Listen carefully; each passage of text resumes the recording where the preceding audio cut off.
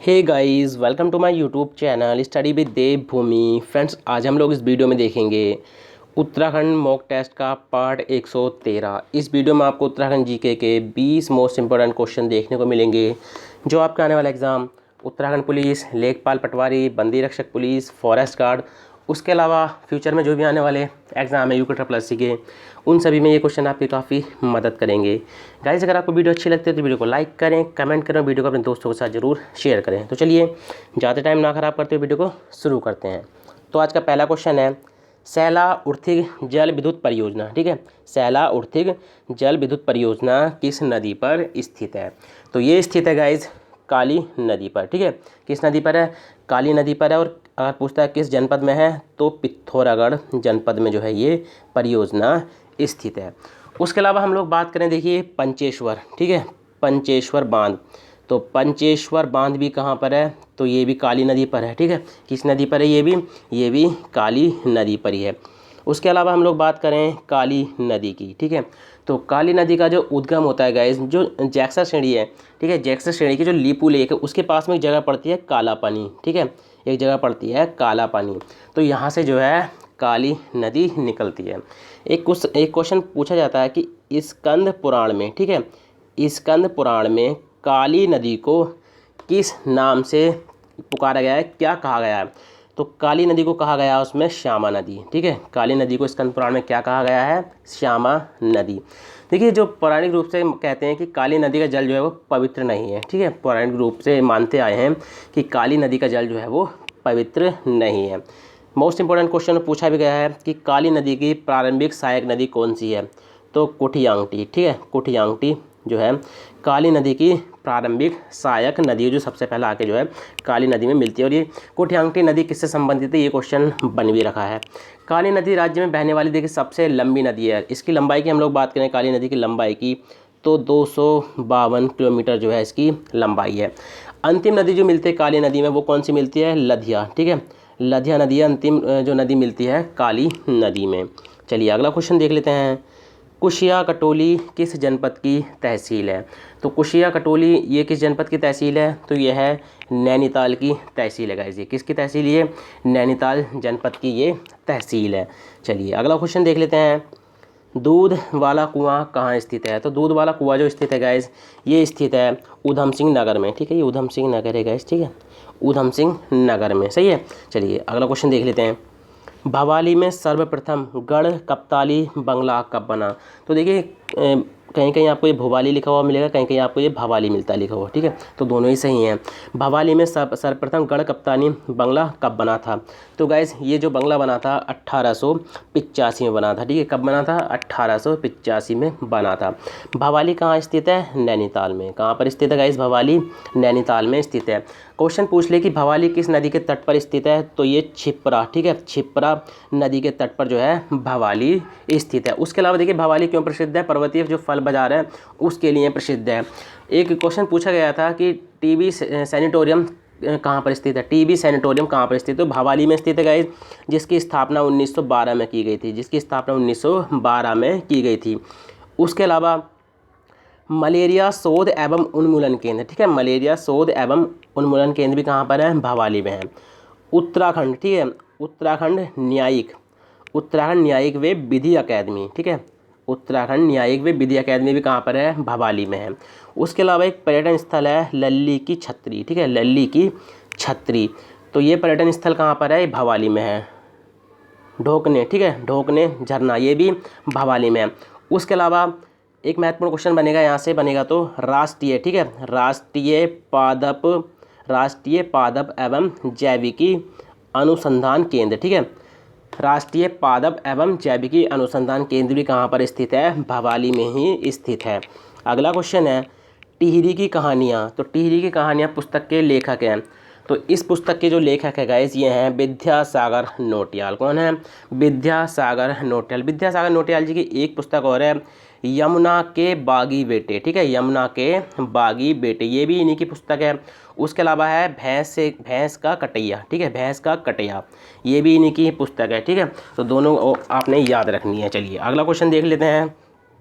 देश सेवक संगठन जो अल्मोड़ा में, इसकी स्थापना कब हुई थी? तो इसकी जो स्थापना हुई थी गाइस 1942 में हुई थी। कब हुई थी? 1942 में।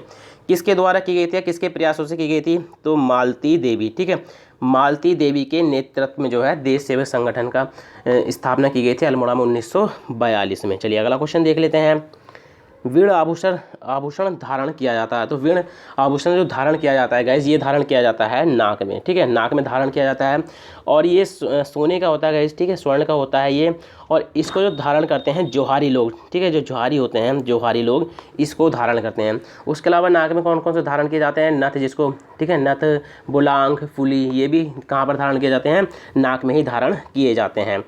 अगला क्वेश्चन है, गढ़वाल में गांव को बीमारी से बचाने के लिए किस त्योहार में नंदा देवी के दूतों का आह्वान किया जाता है? तो ये किस त्योहार में किया जाता है? सारा त्यौहार में, ठीक है, सारा त्यौहार में। सही है। चलिए अगला क्वेश्चन देख लेते हैं। श्रीदेव सुमन जी ने सुमन सौरभ नाम से कविताएं कब प्रकाशित की थीं? तो देखिए श्रीदेव सुमन ने जो सुमन सौरभ नाम से जो कविताएं प्रकाशित की थी 1937 में की थी। कब की थी? 1937 में। देखिए श्रीदेव सुमन का जो जन्म हुआ था 25 मई, ठीक है, याद रखना, पूछा भी जाता है। तो इनका जन्म जो हुआ था 25 मई 1916 को हुआ था। कहाँ पर हुआ था? जोलगांव। जोलगांव कहाँ पर है गाइस? टिहरी में। कहाँ पर है ये? टिहरी में स्थित है। उसके अलावा इनके पिता का नाम आप जरूर याद रखना, ठीक है, इनके पिता का नाम हरि राम था, ठीक है, इनके पिता का नाम हरि राम बडूनी था, जो एक वैद्य थे, ठीक है, जो एक वैद्य थे।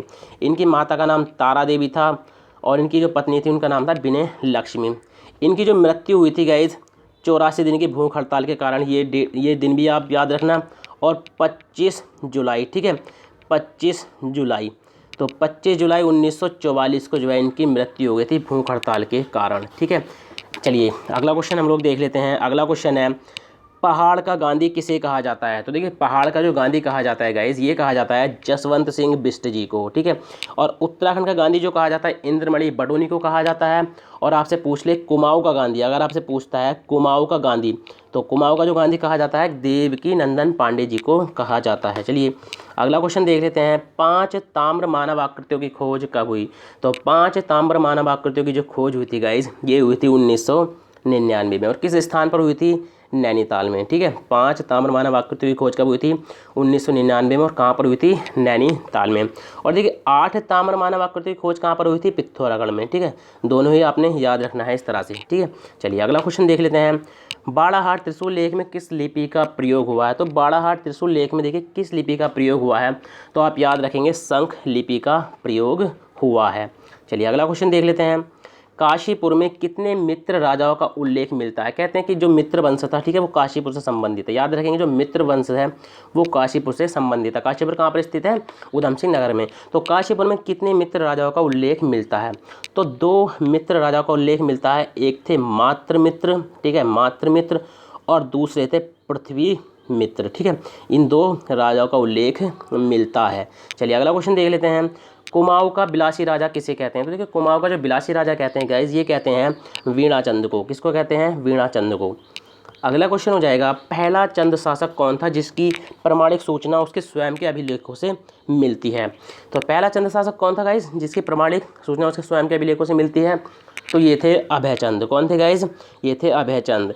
और अभयचंद का जो अब तक का जो प्राचीनतम अभिलेख प्राप्त हुआ है वो 1360 का प्राप्त हुआ है, ठीक है, 1360 ईस्वी का प्राप्त हुआ है।